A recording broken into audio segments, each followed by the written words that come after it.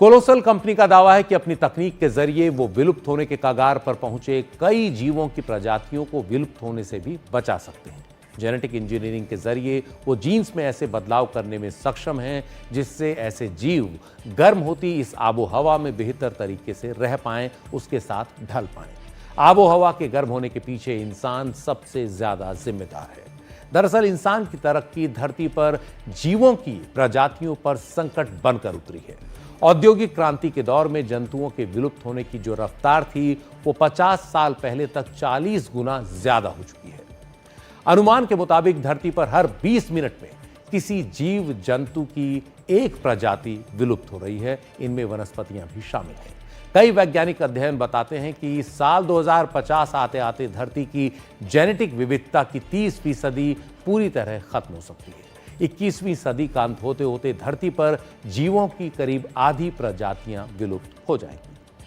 प्रकृति के संरक्षण से जुड़ी अंतर्राष्ट्रीय संस्था international union for conservation of nature IUCN दुनिया में विलुप्ति के खतरे की ओर बढ़ रहे जीव जंतुओं और वनस्पतियों पर नजर रखता है।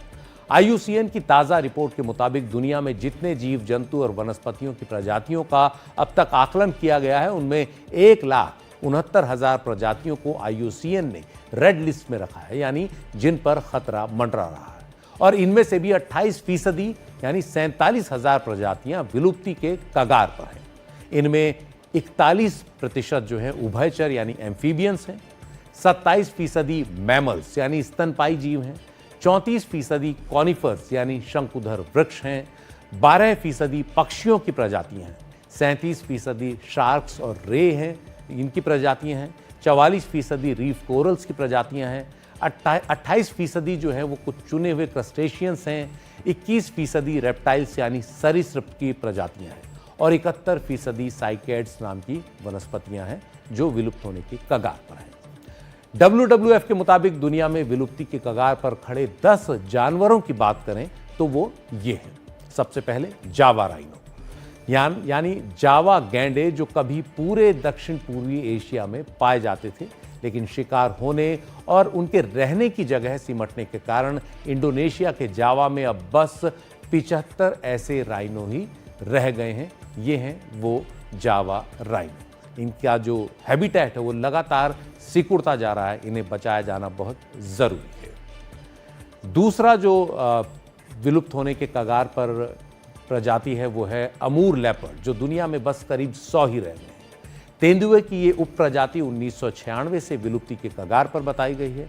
आज वो सिर्फ पूर्वी रूस और उत्तर पूर्वी चीन के एक छोटे से इलाके तक ही सीमित है। सुंडा आइलैंड टाइगर, ये सुमात्रन टाइगर है, ये सुमात्रन टाइगर भी इसे कहा जाता है। दुनिया में बाघ की ये सबसे छोटी उप प्रजाति है जिसका वजन बस 140 किलो तक ही होता है। दुनिया में अब बस 600 सुंडा आइलैंड टाइगर ही बचे हैं जो इंडोनेशिया के सुमात्रा द्वीप में पाए जाते हैं। इसके अलावा ईस्टर्न गोरिल्ला की एक उप प्रजाति माउंटेन गोरिल्ला भी विलुप्ति के कगार पर है। ये अफ्रीका महाद्वीप के कांगो, रवांडा और युगांडा के पहाड़ी इलाकों के जंगलों में पाए जाते हैं। आज दुनिया में बस 1000 माउंटेन गोरिल्ला ही रह गए हैं। टापानुली ओरंगुटैन की एक ऐसी प्रजाति है जो इंडोनेशिया के सुमात्रा द्वीप के जंगलों तक ही सीमित है। इन जंगलों के तेजी से कटने के कारण ये प्रजाति भी खतरे में है और 800 से भी कम टापानुली ओरंगुटैन बचे हैं।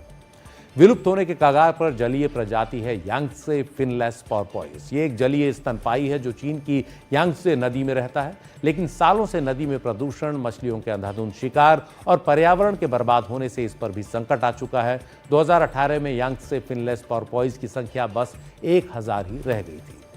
ब्लैक राइनो यानी काले गैंडे की प्रजाति भी विलुप्ति के कगार पर है। पूर्व में अंधाधुंध शिकार और जंगलों के कटने के कारण उनके प्राकृतिक आवास सिमटते जाने का असर उनकी संख्या पर पड़ा।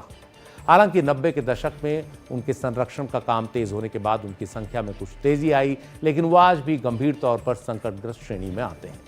पश्चिमी और मध्य अफ्रीका के जंगलों में पाया जाने वाला अफ्रीकी जंगली हाथी, इसकी प्रजाति भी गंभीर संकट में है। बीते 13 साल में उनकी आबादी में करीब 86% की कमी आई है और इसकी सबसे बड़ी वजह है उनका शिकार, खासतौर पर मध्य अफ्रीका के इलाकों में। इसके अलावा खेती और उद्योगों के लिए जंगल कटने से भी उनके रहने का इलाका काफी सीमित हो गया है। सुमात्रा का ओरंगुटैन इंडोनेशिया के सुमात्रा द्वीप में पाया जाता है। ये भी विलुप्ति की कगार पर है। IUCN ने इसे अपने गंभीर संकट वाली प्रजाति में शामिल किया है। आज जंगलों में इनकी संख्या सिर्फ 14,000 से कम रह गई है। हॉक्सबिल टर्टल समुद्री कछुओं की 7 प्रजातियों में से एक है और अटलांटिक, हिंद और प्रशांत महासागर के उष्ण और उपोष्ण पानी में पाई जाती है। हालांकि इनकी ठीक तादाद का पता लगाना मुश्किल है, लेकिन बीते कई दशकों में प्लास्टिक के प्रदूषण, आबो हवा में बदलाव और समुद्र के बढ़ते जलस्तर के कारण उनकी प्रजाति में काफी कमी देखी गई है। वैसे धरती पर जीव जंतुओं या वनस्पतियों का विलुप्त होते जाना कोई आश्चर्यजनक बात नहीं है।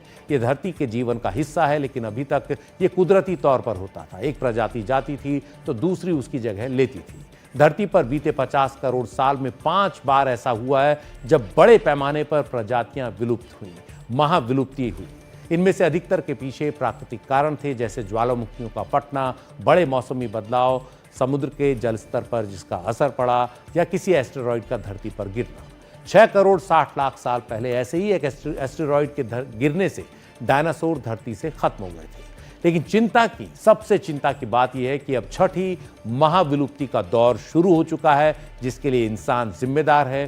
कोई कुदरती कारण नहीं है, मानव जनित कारण इसके पीछे है। इंसान की तरक्की कुदरत की विविधता के साथ गंभीर खिलवाड़ कर रही है, जो अंत में इंसान को ही भारी पड़ेगी। NDTV एक्सप्लेनर में आज इतना ही। नमस्कार।